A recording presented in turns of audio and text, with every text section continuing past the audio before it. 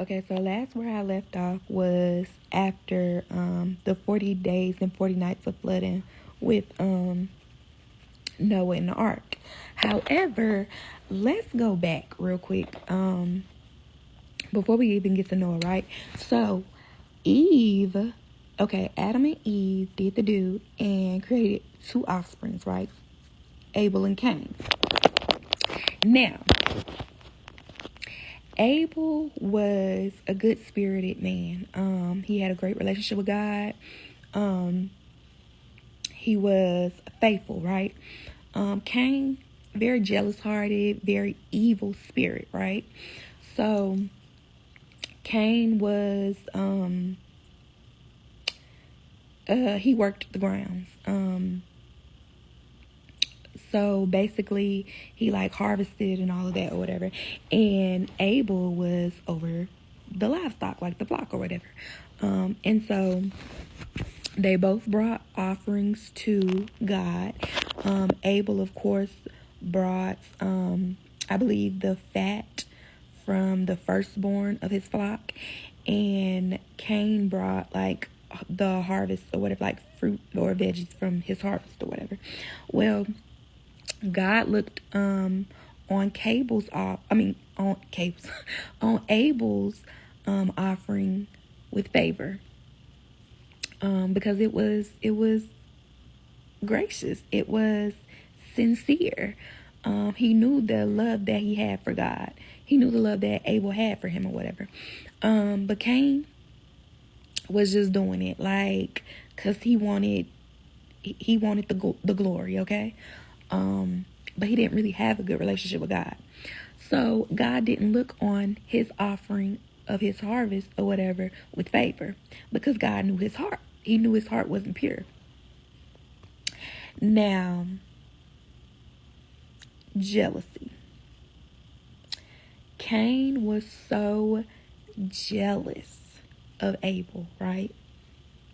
And Abel's relationship with God that he went out and murdered.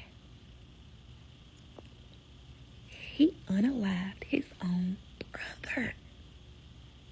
I mean, how low could you get, right? So, God is like, let me tell you something. God knows everything, right? God is all-knowing, all-seeing. So, he already knew what you was going to do before you did it, Cain. Like, what? So, he asked him, he was like, Cain, where's your brother?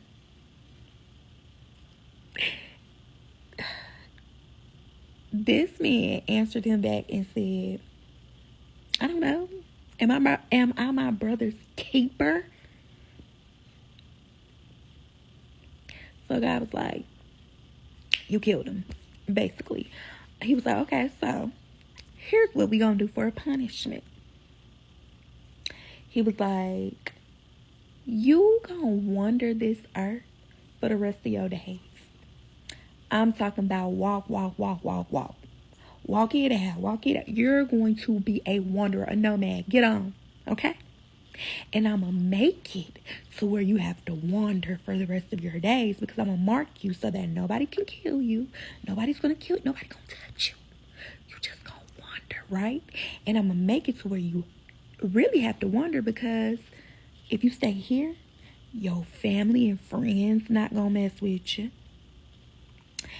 And also, the land like that you think you about to be harvesting and all of this and planting and all of this, it ain't gonna produce nothing. You ain't gonna be able to eat from here. So you're gonna have to keep it moving. You're gonna have to keep pushing.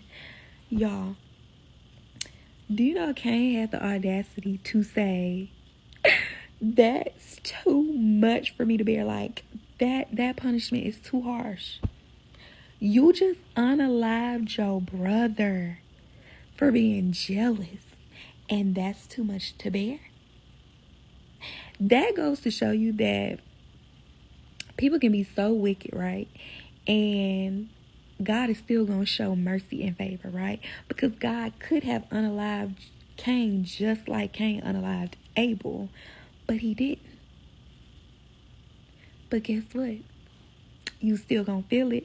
So sometimes for real, when we be wanting vengeance, when we be wanting God to take vengeance on our behalf, we be wanting it right then and there, and we be wanting to see it. We want to see them suffer, but it ain't for us to see. Cause guess what? God gonna get them. God gonna get them.